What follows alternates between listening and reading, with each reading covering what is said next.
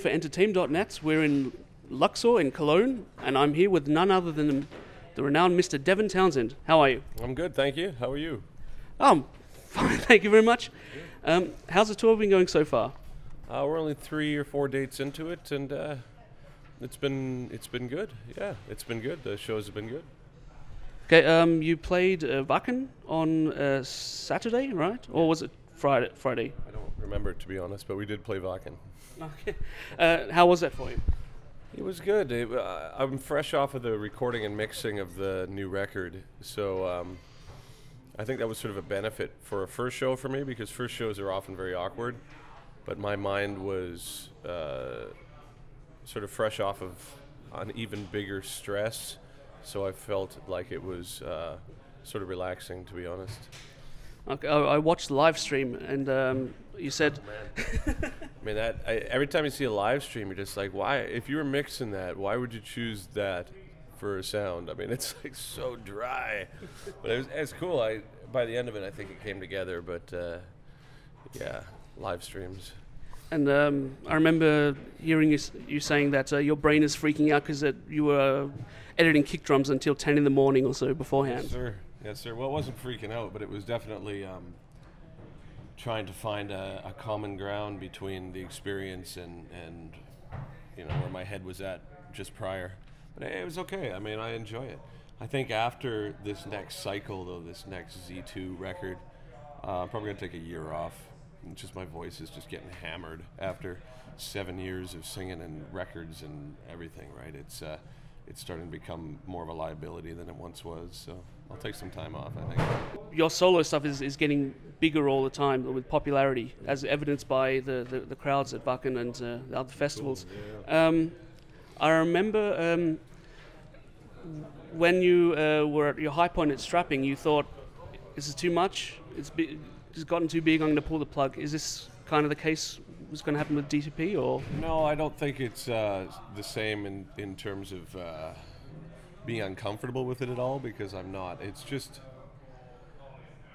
best way to describe it, I think, is you need to, whatever the input is in your life will be reflected in your output artistically. And if my entire world is work, which it has been now for so many years, you simply run out of things to write about. You end up sort of either repeating yourself or writing about your own process, which is interesting only if you're, if you're you, right? And so I had to push myself to finish the Z2 record in a way that I thought would be still engaging for people. But I'm just kind of out of gas, I think, and I need to just step away and take a vacation and get my voice back together and whatever. But it's not similar to the Strapping thing where I was done with it or I was really uncomfortable with it. It's just more recuperation. I haven't had a chance to do that, so. Okay. And how is the Z2 record coming along? You told me before this interview that it has to be handed in by today. Yeah. I'm sort of guessing at the mastering because I got nothing to listen to it on, so I hope it's good. I mean, how is it? I think it's really good. It was very challenging for me. The Ziltoid side of it was easy-ish because that's where my head was. The DTP side of it was very difficult because I didn't really want to write a record like that. So I felt in order to make it something I could follow up Epicloud and not ostracize, and there's a lot of people have a lot of money invested in what I do. I thought, okay, well, I'll provide something that's like that. But the problem with that, though, is I can't just phone it in. It's not as simple as just writing a bunch of songs and saying, well, there you go, there's something like Epicloud. So I had to find an angle for it that I could live with, and I did. But that process I found really exhausting amidst a lot of other things in my life that were going on. By the end of it, I was like, I'm not enjoying this as much as I should be. But it's not, a lot of what I'm speaking about now is based on fatigue rather than any real problem. So it's just a matter of getting these shows done, getting the record out. I've got a couple of tours lined up, and then the Royal Albert Hall show. And I just need to step away and just get my shit back together for a while. How's the Universal Choir? How's that come along? That's wicked. It was a huge job. I mean, compounded amidst the pressures of actually just making the music was the fact that the Universal Choir is 2,000 voices that we had to assemble somehow, and then try and slot it into the record so it just didn't sound like a big blur. But it was great. It was, I think the whole underlying reason why I do what I do is less about the music, to be honest, and more about where the music comes from and the connection to people and in a sense sort of trying to define my role in it as being something other than perhaps what a singer in a band's role was perceived as in the 80s or even the 90s. You know, it's a job. It's something that I'm very happy and very willing to do. But ultimately, I'm hoping to contribute something positive through my work and my life, and that's what this is about. And so actually having the ability to interact with people and have them sing on the record, and very obviously their support was shown through the pledge campaign. It really underlines that what I'm doing right now I'm very proud of and I'm very satisfied with. You know. Has that maybe changed your creative process somehow? Because now that there's a whole bunch of people that have kind of like prepaid for the next project. Well, they paid for the Casualties, a cool record in my mind, right? So, but I mean, it's even less than, well, you paid for this, so you get that. I mean, you can have it all.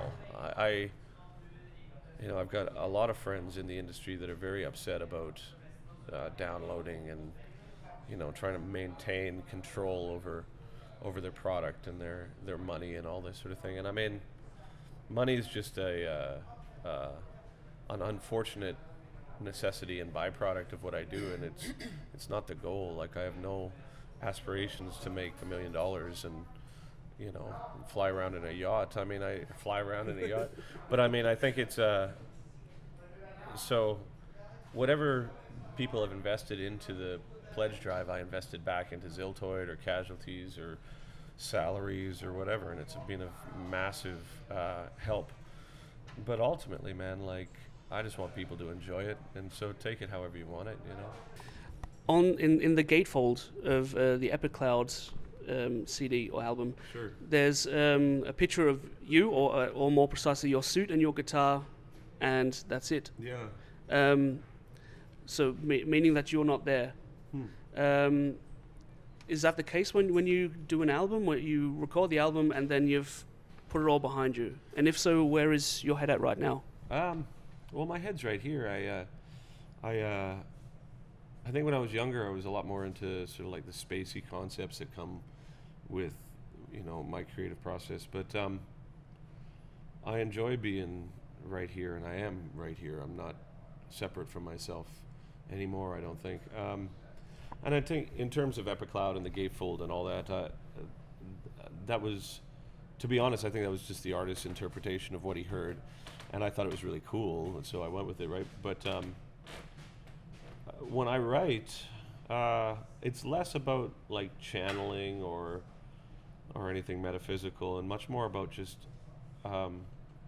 not second guessing myself and allowing it. It's almost like improv in a way, but because I'm adept enough at digital editing and audio, I've got the discipline, I think, to be able to corral that improv and assemble it into things that sometimes resemble songs. But I also think that the next step for me musically, I have to do something different, because when I say the well is dry, I don't mean it in sort of a woe is me sort of way, but I mean just I've been doing what I do and rolling everything off of myself for 25 years, and just after a while I think it's a healthy thing, actually, that you're not as interested in yourself as you once were. Like, I kind of got through a bunch of things that were bothering me when I was younger, and I kind of resolved a bunch of things about myself that maybe I had not understood at some points in my life. So now that that's said and done, my process, which always just draws inspiration from personal growth historically, is now like, well, now what? you're okay. You're like, you know, you've got ups and downs. You get angry and sad, and you're still a fuck up or whatever. But it's not like a The big end of enough. the world or anything. No, and it's also not a big enough issue for me to, you know, write an opera about or something. It's so I think that the year that I'm hoping to take off will probably be more about, well, what should you write about? You know, maybe it's other people. Maybe you need to collaborate. You know, I've got several people I've always wanted to collaborate with, or maybe I need to go, you know, do some volunteer work or something that sort of takes me outside of myself. And in that sense, I think it's just time for me to sort of expand the pool of influence I draw from. Well, thank you for your time. Have a great show this evening. Thank you. Cheers, buddy. Bye. Thanks.